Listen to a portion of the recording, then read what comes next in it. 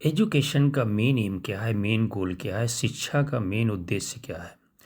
बच्चों को एक बेहतर इंसान बनाना, उनको एक बेहतर कल देना, जो अपने बड़ों की रिस्पेक्ट करें और छोटों से प्यार करें, और जिनके अंदर एक ज़िंदगी जीने का सलीका आ जाए, सही ज़िंदगी जीने का। लेकिन इसके ठीक विपरीत, ठीक उल्टा हो रहा है। अभी कुछ दिनों पहले केरला एक्साइज डिपार्टमेंट ने पेरेंट्स को अलर्ट जारी किया है कि स्कूल के और कॉलेज के आसपास गांजा टॉफ़ी मिल रही है। यानी पान की दुकान या और भी दुकानें जो स्कूल के आसपास रहती हैं, वहाँ पे गांजा मिली हुई टॉफ़ी बेची जा रही। यानी बड़ा भारी पूरे इंडिया में ये चल रहा है, बड़ा भारी नेक्सस चल रहा है। ये लोग पान वालों से सेटिंग कर लेते हैं, जो ऐसी टॉफ़ी बना के उनको दे देते हैं। फिर एक बच्चे की लत लगती है, एक बच्चा दूसरे बच्चे को बोलता है, फिर ऐसे कर करके उनकी टॉफ़ी बिकने लगती है और ये बच्चों को भी नशा आने लगता है, तो मार्केट चल पड़ती है। तो ये स्कूल के आसपास ही हो रहा है, जबकि सख्त मना है कि स्कूल के कई सौ मीटर दूर तक कोई सिगरेट तक नहीं, धूम्रपान की चीज़ नहीं बेच सकता, और गांजा टॉफ़ी भी बेची जा रही है। ये पूरे इंडिया में हो रहा है, कोई एक जगह नहीं हो रहा है, पूरे इंडिया में हो रहा है। हर कॉलेज, हर स्कूल के आसपास कहीं ना कहीं हो रहा है ये, छुपे तौर पे, डिस्क्रीट तरीके से। तो इसका लैब टेस्ट भी किया एक्साइज, केरला एक्साइज डिपार्टमेंट ने, और उसमें कैनाबिस जो उसका पाया गया, उसमें गांजा उसमें पाई गई। और इसलिए डेडिकेटेड हेल्पलाइन नंबर जारी किया गया सरकार ने, ताकि पेरेंट्स को, स्टूडेंट्स को इस पे हेल्प मिल सके, सही मार्गदर्शन मिल सके, और इस बुराई, इस ईविल से पीछा छूटे, इस ईविल से, और इसके खिलाफ कदम भी उठाए सरकार ने, वहाँ के प्रशासन ने। इसी तरह कुछ कुछ महीनों पहले हैदराबाद में भी एक पान की दुकान, स्कूल के करीब पान की दुकान थी, वो पान वाला अरेस्ट हुआ। वो गांजा चॉकलेट बेच रहा था, मैरिजुआना मिली हुई चॉकलेट, और वो भी पकड़ा गया। तो वहाँ भी एक ऐसा केस आया है।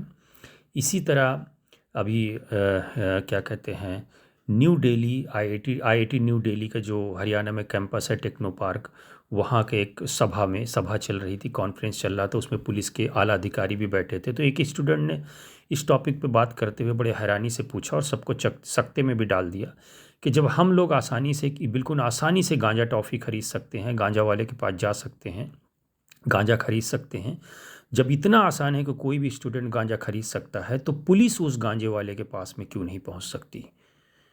क्या वजह है? तो इसकी साफ वजह है कि कुछ लोग मिले हुए हैं, प्रशासन मिला हुआ है, तभी तो वो बेच रहे हैं स्कूल कॉलेज के आसपास। तो और ये तो हो गया गांजा टॉफ़ी और धूम्रपान, और सिगरेट वगैरह तो दबा के चल रही है। कोई ज़रूरी नहीं कि इंग्लिश मीडियम में आप पढ़ा रहे हैं या हिंदी मीडियम पढ़ा रहे हैं तो हमारा बच्चा अच्छा हो जाएगा। संगत होती है, स्कूल का माहौल होता है। इंग्लिश मीडियम के बच्चे भी एक से बढ़कर एक बदतमीज़ हैं, गालियाँ देते हैं, आपस में गालियाँ दे के बात करते हैं, सिगरेट खुलेआम पीते हैं, सब नशा करते हैं। वह जैसे हिंदी मीडियम में भी कुछ बच्चे ख़राब हो जाते हैं, सब धूम्रपान वगैरह करते हैं। तो कोई वो नहीं कि इसके लिए एक अलग मुहिम चलाना होगा। और इस किसी भी स्कूल में, जापान में सारे स्कूलों में एक पीरियड ऐसा होता है जिसमें कि बड़ों की इज्जत कैसे करना है, झुक के सलाम कैसे करना है, उस एटिक्वेट्स के बारे में बताते हैं। वो लोग अपने कल्चरल चीज़ों के बारे में बताते हैं। तो एक एक क्लास उसकी होती है। लेकिन यहाँ तो कॉमर्शियल सेंटर बन गया है ना, एजुकेशन को तो कॉमर्स से जोड़ दिया गया ना, कि पैसे कमाने हैं, स्कूल का मतलब पैसा कमाना है।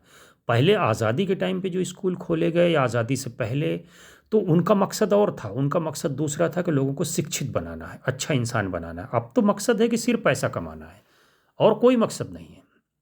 बाकी जो रूटीन एजुकेशन है वो आपको देंगे, किताबी एजुकेशन देंगे, ना तो आपको ज़्यादा स्पोर्ट्स पे ध्यान दिया जाएगा, ना ज़्यादा प्रैक्टिकल होलिस्टिक एजुकेशन पे ध्यान दिया जाएगा। तो जापान और चाइना की तो मुकाबला ही नहीं कर सकते ये लोग, सीबीएसई बोर्ड वाले जितने भी स्कूल्स हैं, ये मुकाबला ही नहीं कर सकते, क्योंकि वहाँ के छोटे छोटे बच्चों को हुनर सिखाए जा रहे हैं। यहाँ बच्चे क्या कर रहे हैं, दद्द अपने अपने वजन से ज़्यादा बैग लादे हुए उनकी कमर टेढ़ी हो गई है। पेरेंट्स स्टेशनरी की दुकान पे खरीद होके खुद प्रोजेक्ट बनाने का सामान खरीद रहे हैं, रंग बिरंगे चीज़ें, पेंसिल, ये वो, ये का कागज़, वो कागज़, कार्डबोर्ड दुनिया भर के, और खुद से वो प्रोजेक्ट बना रहे हैं, और फिर बच्चा जाके स्कूल में दे रहा है। क्लास टीचर भी उसको रख देती है उठा के, कि बच्चे ने बनाया, बनाया पेरेंट्स ने बनाया है। तो टोटल टोटल ख़राब माहौल है बिल्कुल, बस पैसे कमाने का अड्डा बन गया है। पेरेंट्स भी पीछे जा रहे हैं, पेरेंट्स करें तो क्या करें, उनके पास भी कोई चारा नहीं है। इसमें सरकार को अब नेशनल एजुकेशन पॉलिसी आई है, लेकिन उससे कोई फ़ायदा होने वाला नहीं है। ओवरहालिंग की ज़रूरत है, कंप्लीट ओवरहालिंग की ज़रूरत है एजुकेशन सेक्टर को।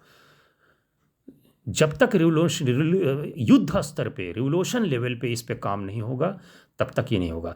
ये कहा जाता है कि जिस देश में एजुकेशन और हेल्थ दो सेक्टर पे अगर विजय प्राप्त कर ली जाए, तो समझो कि वहाँ के जो सिटीजन्स नागरिक हैं, उनका 80% दुख सरकार ने ले लिया, यानी ख़त्म कर दिया दुख। अब सिर्फ उनको 20% की टेंशन है किचन चलाना, बस। हेल्थ फ्री, एजुकेशन फ्री और ए ग्रेड की फ्री कनाडा में।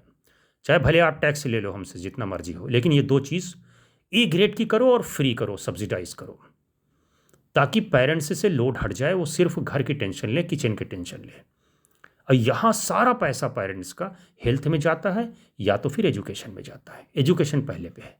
अब चूंकि बच्चों के मुस्तकबिल से, फ्यूचर से वो खिलवाड़ नहीं कर सकते, तो वो भाई करते हैं। कंपटीशन इतना ज़्यादा है, ग्रेड बेस्ड एजुकेशन है, मतलब परसेंटेज बेस्ड है। 99 पॉइंट, और उसका फ़ोटो लगाया जाता है बड़े बड़े कि अरे इसने 99.9% इसको मिले हैं। स्कूल बड़े बड़े इश्तिहार लगाती, गेट पे फ़ोटो लगा दी जाती स्टूडेंट की। तो बाकी क्या स्टूडेंट बेवकूफ़ हैं? बाकी स्टूडेंट जिनके इतने परसेंटेज नहीं आए वो बेवकूफ़ हैं। मोदी जी प्राइम मिनिस्टर बन गए, कितने परसेंटेज आए थे उनके? तो परसेंटेज बेस्ड एजुकेशन करोगे? मुंशी प्रेमचंद के कितने परसेंट थे? शेक्सपियर के कितने परसेंट थे? या बिल गेट्स से कितने परसेंट थे? ज़्यादातर बिलियनियर जो खरबपति अरबपति सब ड्रॉप आउट हैं। स्कूल 10वीं तक भी नहीं पढ़े, 12वीं में छोड़ दिया, 10वीं में छोड़ दिया, सब ड्रॉप आउट हैं और आज बिलियनियर हैं। तो एजुकेशन से पैसे को जोड़ के नहीं देखा जा सकता। एजुकेशन का पहला मकसद होना चाहिए कि बच्चे को अच्छा इंसान बनाना। हर इंस्टीट्यूशन का पहला मकसद अच्छा इंसान बनाना। पैसा वो अपने आप कमा लेगा। स्किल बेस्ड एजुकेशन तो ला नहीं रहे हो, स्किल तो है नहीं कुछ, और फिर चाह रहे हो कि बच्चा पढ़ लिख के हमारा लाखों रुपए कमाए। स्किल कहाँ दिया उसको? ना तो अच्छा इंसान बना रहे हो, ना स्किल दे रहे हो। दोनों चीज़ नहीं दे रहे हो तो दे क्या रहे हो? वो सिगरेट पी रहा है, गुटखा खा रहा है बच्चा, गांजा टॉफी खा रहा है, बम फोड़ रहा है। अब बम फोड़ने पे आ जाइए। प्रयागराज यानी इलाहाबाद, प्रयागराज में बॉयज़ हाई स्कूल, कुछ सालों पहले की न्यूज़ है, कुछ बच्चों ने 6 बम फेंके या 3 बम फेंके गेट पे। जब पुलिस ने उसकी तहकीक चालू की, छानबीन चालू की, तफ्तीश चालू की, तो पता चला, गहराई तक गए तो पता चला कि वहाँ पे बड़े बड़े स्टूडेंट्स ने, जो मतलब 10th और 11th और 12th के स्टूडेंट हैं, इन लोगों ने गैंग बना रखी है। इन लोगों ने गैंग बना रखी है और सब टीनेजर्स हैं। और इसमें 10 बच्चों को बाल सुधार गृह भेजा गया और पूछताछ की गई उनसे। और इसमें बिशप जॉनसन स्कूल और बॉयज़ हाई स्कूल के बच्चे शामिल थे। और ये गैंग नाम कैसा रखा था? इमॉर्टल्स, जगुआर, तांडव, माया, ये गैंग का नाम है। इंस्टाग्राम पे इसके 50 से 100 मेंबर है। और जो भी खुराफात ये करते थे, बम फोड़ते थे या फाइट करते थे आपस में, तो उसका live stream video social media पे डालते थे अपना दबदबा भौकाल बनाने के लिए, और यूट्यूब से देखकर बम बनाते थे। वैसे भी इलाहाबाद में बम बनाने के लिए मशहूर है प्रयागराज। वहाँ के हॉस्टल, हॉलैंड हॉल हो या और कोई हॉस्टल में, वहाँ पे स्टूडेंट्स बम बनाते हैं। और बोला जाता है ऐसा कि भैया, बड़े प्राउडली बोलते हैं वहाँ के स्टूडेंट्स के, आइए यहाँ पे भैया 2 चीज़ फेमस है, वो है दोनों अमरूद, एक अमरूद खाने वाला, एक अमरूद फेंकने वाला, यानी बम। तो क्राइम, स्टूडेंट्स के अंदर जो ये क्राइम की भावना आती है, कहाँ से आती है? तो कौन सी शिक्षा हम दे रहे हैं, किस तरह की शिक्षा दे रहे हैं? वो महान टीचर्स कहाँ हैं जो आज़ादी के टाइम पे थे, या जो आज से 40 साल पहले, 50 साल पहले थे? टीचर्स की कमी है। टीचर्स को भी बस तनख्वाह चाहिए, भागो, तनख्वाह चाहिए, भागो। सब पैसे से जोड़ दिया गया, हर चीज़ को पैसे से जोड़ दिया गया। तो सिद्धांत धूल चाट रहे हैं, रियल शिक्षा धूल चाट रही है। सब गड्ढे में जाए, सिर्फ पैसा चाहिए, बस किसी भी कीमत पे पैसा चाहिए। तो ये बहुत बड़ी मुहिम चलानी पड़ेगी कि एजुकेशन से गंदगी को ख़त्म किया जाए, और हमारी भारत की संस्कृति, सभ्यता, और जो हमारी वैदिक एजुकेशन है, या हर धर्म की जो अच्छी एजुकेशन है, चाहे वो मदरसा ही क्यों ना हो, मदरसे में बहुत अच्छी एजुकेशन होती, वहाँ की भी अच्छी, वहाँ को भी मॉडर्नाइज करके वहाँ भी अच्छी एजुकेशन देनी चाहिए। तो हर जगह पे बदलाव की थोड़ी थोड़ी ज़रूरत है। और इसमें पेरेंट्स और अच्छे टीचर्स, स्कूल्स और सरकार सबका आपस में एक सहयोग चाहिए, जिससे कि एजुकेशन में सुधार लाया जा सके।